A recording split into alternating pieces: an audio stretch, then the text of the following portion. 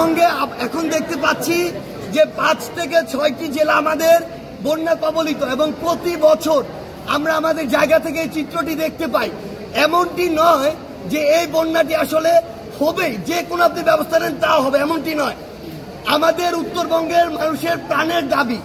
আমরা এই যে বিভিন্ন সময় বিভিন্ন সরকারের সহযোগিতা, ত্রাণ মন্ত্রণালয়ের সহযোগিতা, এইসব শুকনা খাবার ত্রাণ, এগুলো আমাদের প্রায়োরিটি না, কনসার্ন না, আমরা এগুলো নিয়ে চিন্তিত না। উত্তরবঙ্গের মানুষের একমাত্র চাওয়া এবং প্রাণের দাবি এই যে প্রত্যেক বছর বিভিন্ন সময় বিভিন্ন আঙ্গিকে এই যে বন্যাটি হচ্ছে, এটি তো নিয়ন্ত্রণ করার সুষ্ঠু একটি ব্যবস্থা করা সম্ভব। এই জন্য উত্তরবঙ্গের মানুষের চাওয়া, আমরা সুস্পষ্টভাবে একটি তিস্তার যে মহাপরিকল্পনা, সেই মহাপরিকল্পনাটি চাই এবং সেটির বাস্তবায়ন চাই। আমাদের জায়গা থেকে স্পষ্ট কথা, উত্তরবঙ্গের মানুষকে নিয়ে বিগত 16 বছরে অনেক খেলা হয়েছে, অনেক মূলা ঝুলানো হয়েছে। আমরা চাই না এই তিস্তা মহাপরিকল্পনাটি শুধুমাত্র কারো নির্বাচনী প্রচারণায় থাক, শুধুমাত্র মানুষের ভোট পাওয়ার জন্য বলা হোক। আমরা চাই না এই যে তিস্তার কথাটি, এই তিস্তার কথাটি শুধু সান্ত্বনা দেওয়ার জন্য হোক।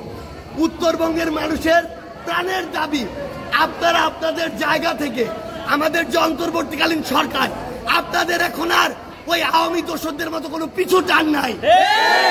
কারো সাপোর্টে আপনাকে ক্ষমতায় টিকে থাকতে হচ্ছে না, আপনাকে ক্ষমতায় বসিয়েছে বাংলাদেশের ছাত্র জনতা।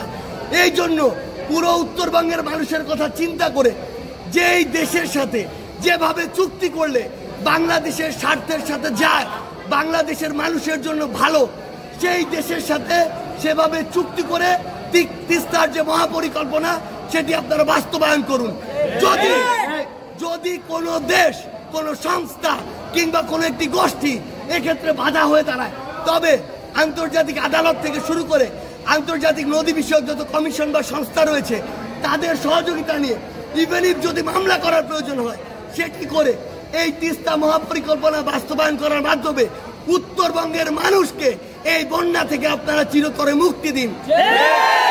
সবশেষে এক লাইনে একটি কথাই বলবো, উত্তরবঙ্গের মানুষের এই মুহূর্তে প্রাণের চাওয়া এবং প্রাণের দাবি, উত্তরবঙ্গের মানুষকে চিরস্থায়ীভাবে বন্যা থেকে মুক্ত করার জন্য অতি দ্রুত সময়ের মধ্যে তিস্তা মহাপরিকল্পনার বাস্তবায়ন করতে হবে।